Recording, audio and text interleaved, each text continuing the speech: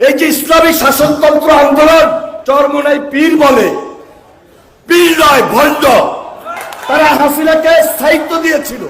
আজকে দুঃখ সহকারে বলতে হয়, এনি সাহেব বিএনপি সে আজকে বক্তব্য রেখেছেন অত্যন্ত আপত্তিকর।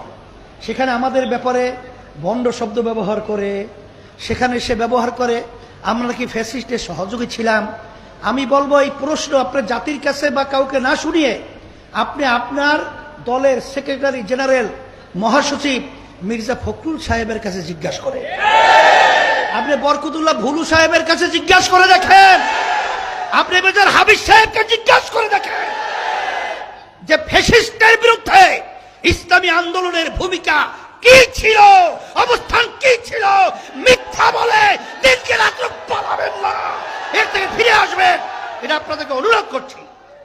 সেই হিসাবে পরিষ্কারভাবে আমি বলছি, কারা দোষর ছিল, কারা খুনিদের, তাদের বিচার না হওয়া পর্যন্ত দল নিষিদ্ধের ব্যাপারে আপত্তি জানায়, এটা বাংলাদেশের জনগণ জানে।